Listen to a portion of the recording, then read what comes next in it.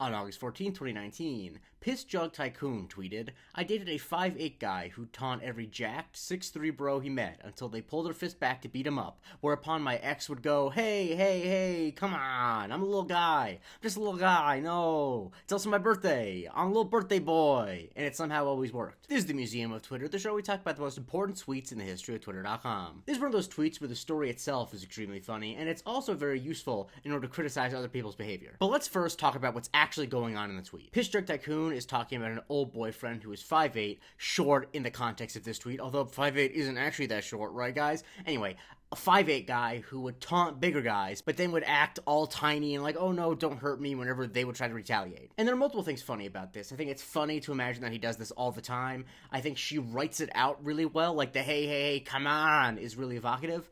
But of course, the thing that's funniest is the fact that he says that it's his birthday. Presumably, many times a year, he lies and says it's his birthday so he doesn't get beaten up. And you have to wonder if it actually worked on the 6'3" guys he was taunting, or if they're like, wow, this guy is so pathetic, he's lying about it being his birthday, it's not worth beating this guy up. Because I feel like if you were about to beat a guy up and he said aloud to a room full of people, "I'm a little birthday boy," you'd be like, ugh, I don't feel so great about beating this guy up anymore. Like, I was mad at him previously, but now I kind of just feel bad for him. And this obviously says a lot about her ex-boyfriend as a person, that he would be willing to, sacrifice his pride just to not get beaten up. And he never learned his lesson. He never thought, wait, if I just stop messing with these guys, they'll stop almost beating me up. And while most of us probably don't know someone that does exactly this, we all do know this type of person. In fact, I can say, and I feel very bad about this, when I was a kid with my two brothers, I definitely was this guy. I would annoy the shit out of them, basically provoke them into punching me or pushing me, and then the moment that they did that, I'd be like, oh no, why are you doing this, mom? And the reason I bring that up is because, one, I think it's important to own the ways you were annoying as a child,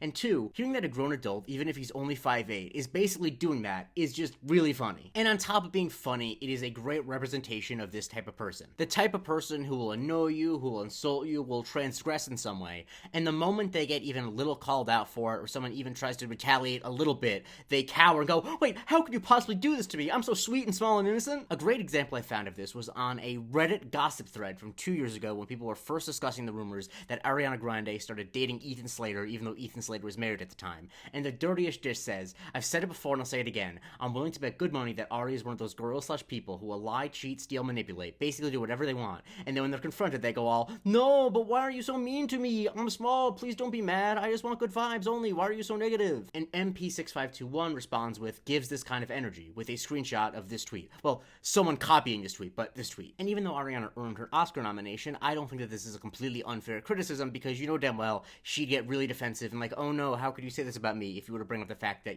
she started sleeping with a guy after his wife moved across the world with a 4-month-old baby. After recording this bit, I realized I probably should have found a different example, because I don't know why I would put myself in the middle of Stan Wars like that. For the record, Ariana Grande has my Oscar for this year for supporting actress in my own personal Oscar, so hopefully that buys me some goodwill with the Arianators. Anyway, this is also a really common phenomenon on the internet, because people can often present themselves as being really powerful and tough in one moment in the internet, and then immediately retreat back to being small because it's all virtual. Like here, this person post-woke, giant eye roll, went on about how Dylan Mulvaney is a horrible person, yada yada, nonsense. And Ari Drennan, who originally posted the video of Dylan Mulvaney, responds, "Did you know that you're the only person who posted a mean quote tweet about this video? Literally the only one. Fix your heart." And I think that's a fair thing to say when someone quote tweets a video posted by a trans journalist featuring a trans woman and says things like, "No more sympathy for these freaks." Post-woke was clearly trying to get a reaction, was not being so innocent and sweet. But they quote tweet Ari and say, "Ratioing small accounts when you have 71,000 followers?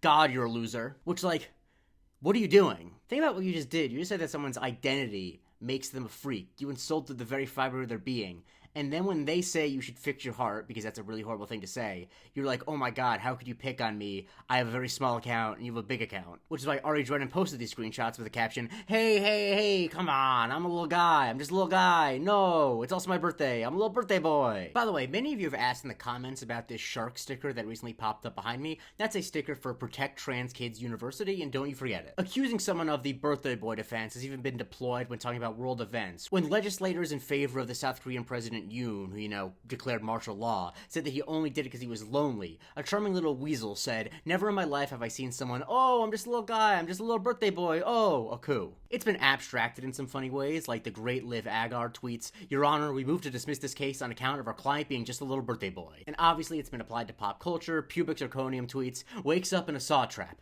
Hey, come on, I'm a little guy, I'm just a little guy, no, it's also my birthday, I'm a little birthday boy." Jigsaw laughs and releases me from the trap. And because people can't talk about anything without being horny, James Malloy tweets a screenshot from Resident Evil with Lady Dimitrescu. Well, Ethan Winters. Ethan Winters, hey, come on, I'm a little guy, I'm just a little guy, no, it's also my birthday, I'm a little birthday boy. As you can tell from all my readings of it, I really think the sing-songiness of it is what makes it perfect. And I think when you apply it to other people, it's kind of a devastating burn. Because when you tell someone, hey, what you're doing is basically acting like you're just a little birthday boy, that's a pretty big insult. And like I said, the shoe often fits. And for the record, if there's anything I've said in this episode that makes you mad with me, feel free to voice that displeasure.